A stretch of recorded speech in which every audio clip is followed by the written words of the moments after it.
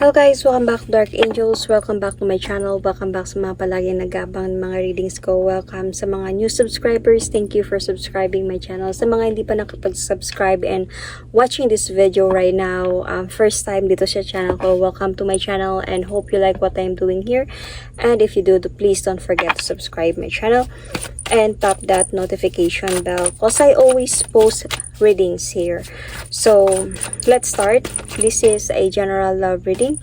So I will going to do a you and your person's reading, meaning I will going to see kung ano yung gusto mong sabihin sa person mo, anong gusto mong sabihin ng person mo sa iyo, ano yung mga nararamdaman nyo sa isa't isa, yung intention nyo sa isa't isa, anong kailangan nyo malaman, and go so on and so forth. So let's see. Let's start without further ado. So take note guys, this is a general love reading and not a personal reading. So if hindi kayo naka-resonate at all, like hindi talaga, and you watch this video, don't force yourself to resonate, okay? You can watch another video. And this is a timeless reading. Kung kailan nyo ito mapanood, if naka-resonate kayo, then this might be a reading. Because this is a general love reading. But itong vice versa, I will going to mention zodiac sign here. Check your placements, okay? So, let's start. Unahin natin yung sa part mo and this is your person's part. Ano yung gusto mong... madami. Ay, wala tayo. Isa lang yung kunin ko. Ano yung gusto mong sabihin sa person mo? Oops. Pero may isa. Bumaligtad. And the rest fall. Nakakulog siya. So, kunin ko to. Tinatapos ko na kung anong meron sa atin. So, tinatapos muna kung anong meron sa inyo. So, anong gusto mong sabihin ng person mo sa'yo?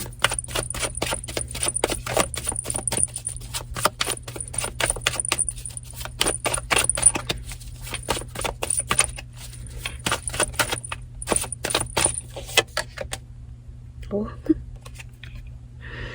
Nagagandahan ako sa'yo. So weird. Anyway, feeling ko ex to. Bumabalik sa'yo. Nagagandahan siya sa'yo. Nakita niya yung pagbabago mo. Pero siguro gusto mong sabihin sa kanya, hey, tapos na tayo. Tinapos ko ng lahat na yon. Wala na tayo. Could be like that. So, let's see what happened. Okay.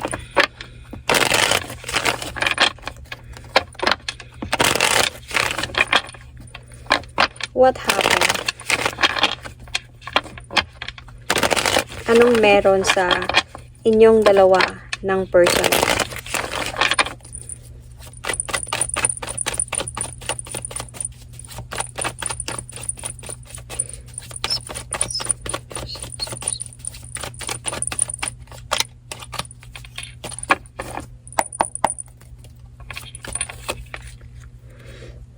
See, your person is communicating with you right now. Might be hindi kayo nag-usap nito. Matagal kayong hindi nag-usap nito.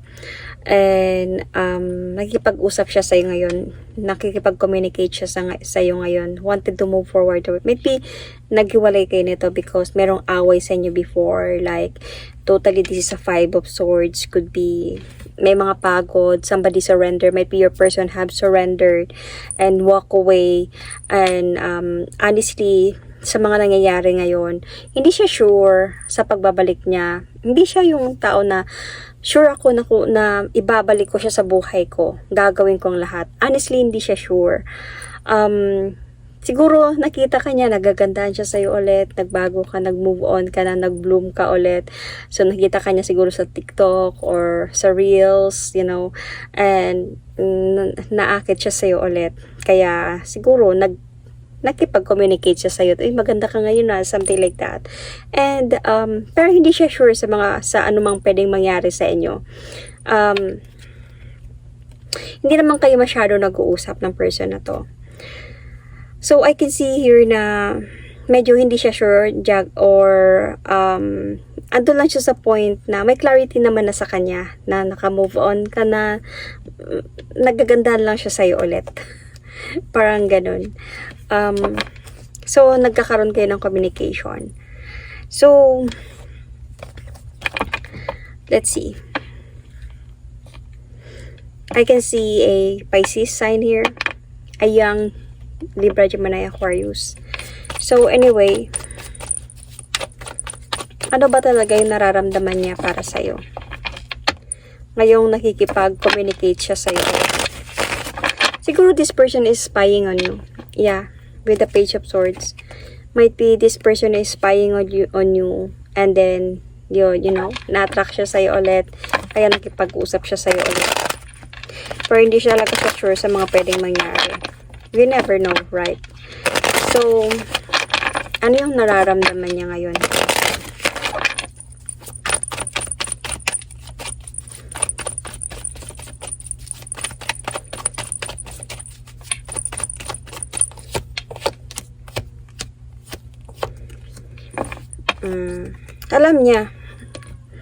Alam niya yung mga nangyari before. Feeling ko this person knows na sobra naghintay ka before nung time na bago lang pa kayo naghiwalay. Naghintay ka, napagod ka, hindi ka nakakatulog sa gabi. So yung feeling niya dito, baka maalala mo yung mga bagay na yun pag nakipag-communicate siya sa'yo ulit. May mga away before. Naalala niya yun eh. Naalala niya yun. So, yun yung naramdaman niya na parang yung aura ng mga problema na pinagdaanan ninyo nung nakita ka niya. So, he's just waiting for a sign, waiting for enlightenment, waiting for the right timing na baka mahulog siya sa'yo balik. Could be like that. Pero ang alam niya na hiwalay na kayo and parang wala siyang anything dito na assuming or anything. Meron siya sa point dito na tanggap niya and naalala niya yung mga pinagdaanan mo sa kanya. Matagal din kayo hindi nag-usap nito. And I can sense here that andun lang siya sa point of waiting for the next kung anong pwedeng mangyari sa communication na nangyari sa inyo. So, ano yung nararamdaman mo nung nakipag-communicate na itong person na to sa'yo?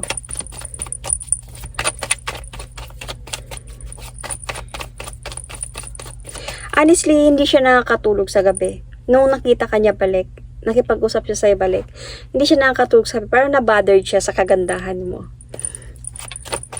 Kasi parang he wanted to try but hindi siya sure.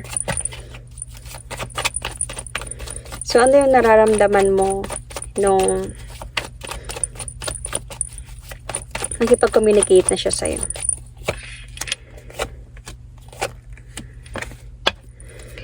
Actually, andun ka din sa point na clear na din sa'yo. Parang you are already in a healing process or you are already healed right now. Ayaw mo siyang kausapin. Gusto mo na parang umiiwas ka sa kanya. Parang ando sa point na when this person might be told you that you are beautiful, kumusta ka na ngayon or something like that. Parang siguro sinabi mo na tapos na tayo, tinapos ko na yung lahat sa atin. And umiiwas ka sa kanya. So, might be this person is waiting for your reply. Ano yung pwedeng sabihin mo, ano yung pwedeng action mo, reaction mo about things.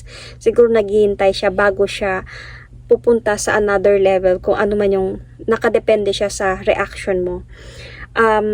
Naramdaman mo siguro yung before na kung ano siya before, paano niya siguro kinut off yung relationship ninyo, paano siya nagkaroon ng pride and ego, and andun ka sa point na iniisip mo yun lahat. And you are already healed from this, or you are already in a healing process, or healed ka na, could be, yeah. Kasi ayaw mo na siyang tanggapin eh. Parang andun sa point na even if this person is doing some effort, parang you wanted to cut this off. Because tinapos mo ng lahat sa inyo, naka-move on ka na. So, pero gumulo to sa isipan mo. Parang na-confuse ka. Bakit nagparamdam pa to sa akin eh? Wala naman na kami, tapos naman na kami. Feeling ko naalala mo din yung, naramdaman mo din yung mga pagmamahal ninyong dalawa before yung relationship ninyo, yung especially yung pag-aaway ninyong dalawa. And yet, yun yung nag-push sa'yo na parang, no, I have my freedom already. Ayaw ko nang ipaglaban to. Parang yun yung feeling mo ngayon. So, let's see.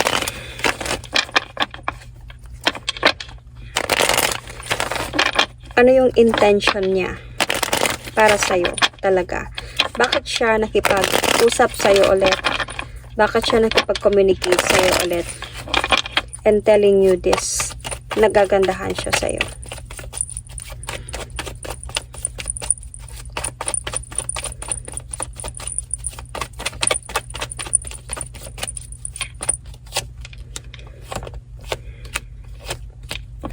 Wala, intention niya lang talaga na maging masaya ka sa mga sasabihin niya. Example, sabihin niya sa'yo na nagagandahan ako sa'yo. Parang gusto niya tignan yung happiness mo, yung saya mo. Siguro makipagbati na din sa'yo. This person is really spying on you. Tinitignan ka nito. Especially, might be of course, social media. Kine-check ka nito. Honestly, meron siyang feeling of wanted to proceed, bumalik, na-attract siya sa'yo balik, and naalala niya na parang yung mga nakaraan ninyo, yung pagmamahalan, na medyo nakaramdam siya ng regret sa mga nagawa niya nung nakita ka niya ulit. While this person is spying on you, gathering some information about you, kumusta na kaya siya, ano nang ginagawa niya, ganyan. So, yung intention niya dito, bakit siya nag-message sa'yo nito, because he or she just wanted you to be happy. And totoo yun, na-attract talaga siya sa'yo. And parang ando siya sa point na when the time that he walk away emotionally, or you, okay, parang nakaramdam siya dito na he wanted, or intention niya dito is to fix problem. Okay. Might be rebirth as well. So, let's see on your part.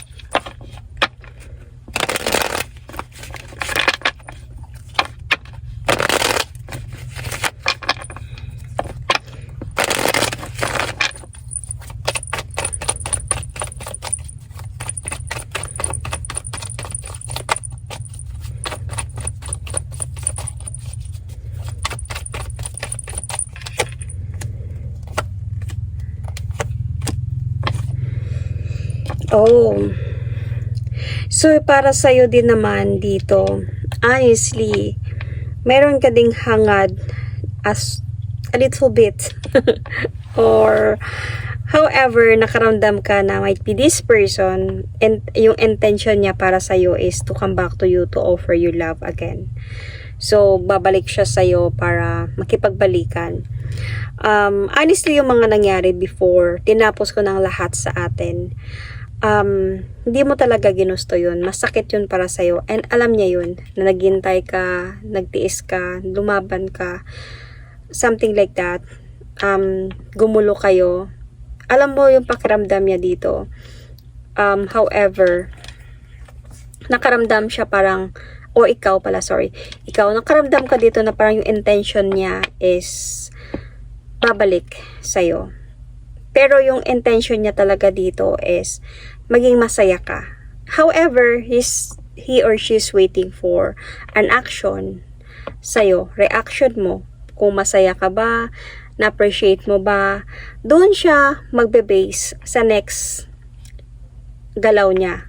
For example, na-appreciate mo siya, nakipagkaibigan ka din sa kanya, or nakipag-jamin ka, or tinanggap mo yung message niya, nakipag-usap ka, doon na siya gagalaw kung willing, makikita niya sa'yo kung willing ka pa ba na bumalik sa kanya or hindi na. Honestly, meron ka ditong intention of makipagbalikan. Meron ka pa ding intention of makipagbalikan dito. Even if you already walk away emotionally, tinapos mo na yung lahat sa inyo, you still having this feeling of you still wanted this person na bumalik sa iyo, ligawan ka ulit, ayusin yung mga dapat ayusin sa inyong dalawa. You still wanted it, pero based sa mga nalaman mo, sa mga problema mo, ano man yung issue ninyo, at doon ka sa point na doon ka nasasaktan, doon ka parang nadidisappoint, okay, doon ka parang nanghihina sa mga nagawa niyang kasalanan. Siguro na-miss mo din siya, so na-excite ka din, but the thing here is, every time you think about the problem that you have or this person caused you, doon ka parang nababatrip or parang andun ka sa point na parang nadidisappoint ka. However, meron pa ding deep inside na feeling sa'yo that manifesting na maayos kayong dalawa.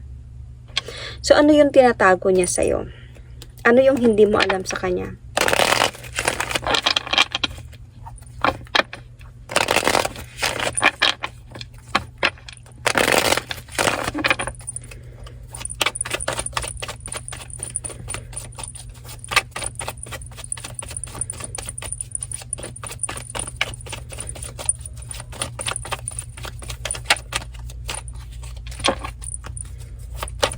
Ano yung hindi mo alam about sa person mo?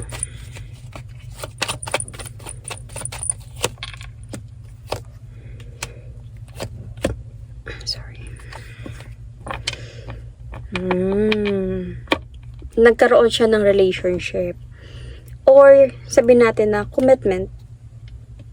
Kasi this is a 10 of cups. This is not just a fair relationship, normal relationship. Might be, nagkaroon talaga siya ng family or commitment, live-in ba, kumbaga, something like that. But, natapos na sila. Naghiwalay sila nito. Nag-away sila, nagkagulo sila. Magulo yung isipan niya. So, might be, habang magulo yung isipan niya, gusto niya muna mapag-isa. Nag-scroll siya sa social media, nakita kanya, uy, gumaganda tong ex ko na to ah. Kaya, nag-message siya ng ganun sa'yo. Mabigat pa yung problema niya, even right now. Mabigat yung problema niya. And andun siya sa point na nagpo-focus siya mostly ngayon sa kanyang stability. Meron pa din siyang parang andun siya sa point of there's a lot of disappointments na nangyari sa buhay niya. And feeling ko ito yung hindi mo alam sa kanya, na ito yung mga pinagdadaanan niya ngayon. He's trying to have his freedom right now.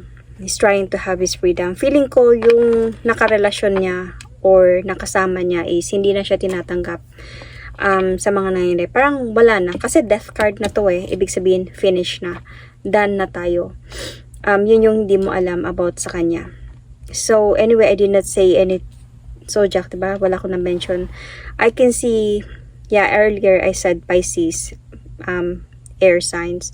I can see also Virgo, Leo, Scorpio. Could be Sun, Moon, Rising, Venus. Okay, so Capricorn, Virgo, Taurus. Anyway,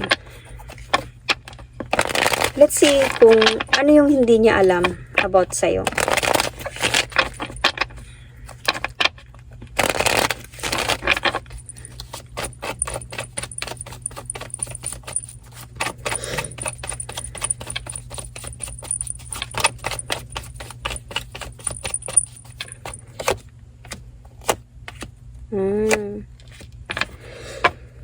You have somebody else.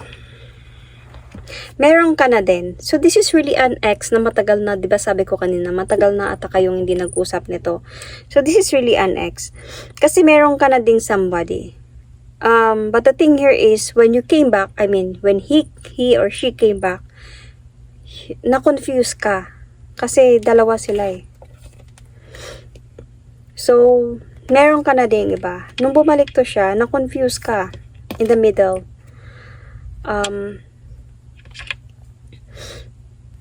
Anong gagawin ko? Nung kinausap na ako nitong person na to ngayon, anong gagawin ko? Actually, na-atching ako. Excuse. Okay. Nung kinausap ka na niya, balik, doon ka parang sa point na baka babalik siya, ayusin niya, pero tapos meron kang iba. Anong gagawin mo?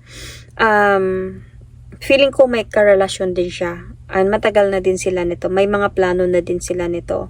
But yet, andun ka sa point of, naka-move on ka na from this person. You already have your freedom from this. Nako-confuse ka lang pagdating sa what if kung babalik siya and ayusin niya yung sa inyo, magiging sincere siya. Anong gagawin niya? Medyo, di ba sabi ko dito na medyo sa intention mo para sa kanya, meron ka pa ding deeper feeling of wanting na babalik siya at ayusin yung sa inyo. What if yun nga talaga yung gagawin niya? Anong gagawin niya na meron na pala siyang meron ka na palang din ibang karelasyon. Okay, you are in a relationship. So, pero honestly, yung relationship mo is quite hindi totally perfect. Kundi merong issue. Meron ding issue. So, you never know what will happen, right? So, let's see. Ano yung kailangan yung malaman about sa relasyon ninyo na to? Wait lang.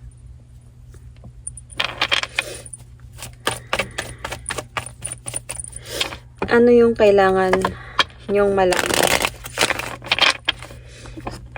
I see Aries sign, Capricorn sign.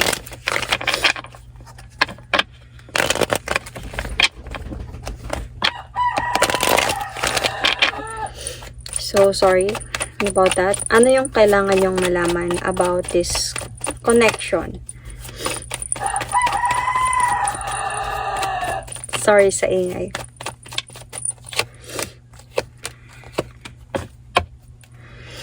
So, I can see dito sa connection na to.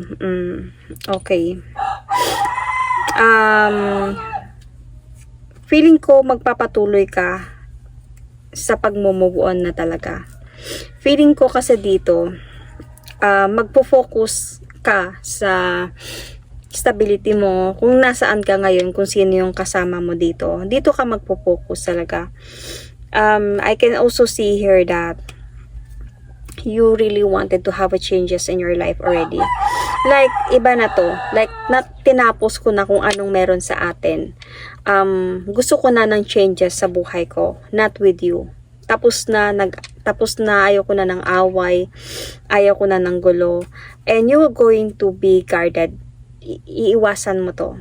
Etong person na to. I think dahil sa mahal mo yung kung sinong kasama mo ngayon. Even if this person will going to try, itatry niya na bumalik sa'yo. Feeling ko kasi dito that merong mangyayaring mamimiss ka niya mamimiss mo siya, mamimiss ka niya, or mamimiss ka niya. Either way, kaya somebody will going to try to do the effort na bumalik. Kumbaga, might be feeling ko siya kasi siya yung may issue na separation but you are with somebody else. Not separated, though may mga issue pero hindi pa separated. So, might be mag-e-effort siya to come back to you. But the thing here is, kung sakali, okay, this is the guide. Kung sakaling tatanggapin mo siya, matatrap ka sa sitwasyon between this person and this person. So, better make a decision na to move forward, to rebuild yourself. Kung nasaan ka ngayon, anong new beginning na binigay sa'yo ng universe, then doon ka. Tinapos mo ng lahat sa inyo, tapos na yun. Tapos na yung issue ninyong dalawa. Kasi baka kasi, mabebetray ka na naman, or magkakaroon din ng separation sa inyo, or matatrap ka between two person. So, yun yung, kumbaga, guidance, okay? Kasi feeling ko, sa communication na meron kayo ngayon, pwede may mangyaring he will going to try, okay, na bumalik sa'yo. Based on, might be social media, chatting, anything. If you were going to talk to this person, like, paasahin mo siya, itutuloy niya talaga to. There is a tendency dito na magkakaroon talaga kayo ng a bit of intimacy, you know, pagbabalikan, even continue communicating, pero pwedeng isa sa inyo dito ma-jackled. Feeling ko ikaw to, kasi ikaw yung in a relationship, siya hiwalay naman siya eh. So the thing here is, pag ganun yung mangyari, magkakaroon ng malalang issue. So think about the situation bago ka gumawa ng action. Okay? So advice dito, much better, nakausapin mo siya, you have somebody else already. If you want a forgiveness, I forgive you. We need to forgive talaga, kasi tao lang naman tayo eh. Pero wag mo na akong guluhin. Okay na ako. I appreciate sa mga nasabi mo. You can be friends, pero we cannot be lovers anymore because I already have somebody else. Ayoko ng gulo, ayoko mangyari kung ano mang baka pwedeng mangyari, same as before. Let's see more. Tignan natin kung anong advice ng tarot cards.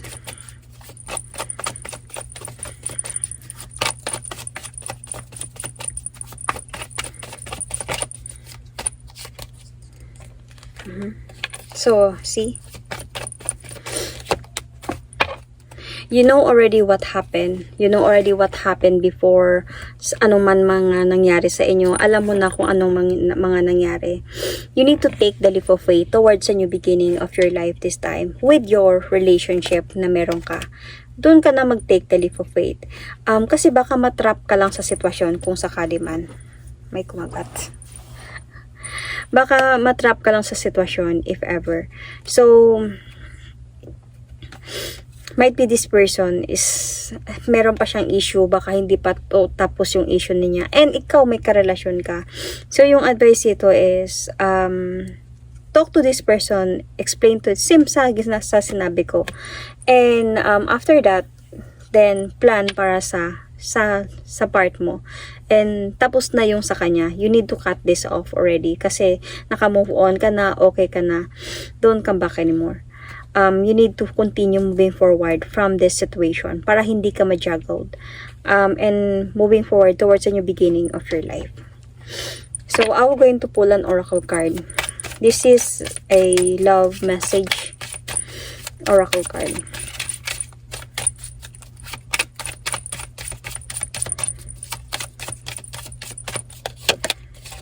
Okay. The heart of the matter. There is more going on than meets the eye. So, there is more going on that meets the eye. So, marami pang nangyayari sa buhay mo kaysa mag-focus ka dito. Madami pang magagandang bagay na pwedeng mangyari sa buhay mo. Okay? Kung ano talaga yung gusto mo, anyway, ikaw pa rin yung magdesisyon if naka-resonate ka dito. Ikaw pa din yung magdesisyon dito. Kung ano talaga yung decision mo, then your hearts that matter. Ano yung gusto mong mangyari. Sundin mo kung ano yung gusto mong mangyari. But be wise enough to think kung ano talaga yung gusto mong mangyari na hindi mo pagsisihan sa huli. Okay? Yung gagawin mo yung sitwasyon, gagawin mo yung decision mo na hindi alam mong hindi mo pagsisihan sa huli. So anyway, I can see Pisces sign here, Libra, Taurus sign. And the rest I already told you. That is my reading for you. Thank you and God bless.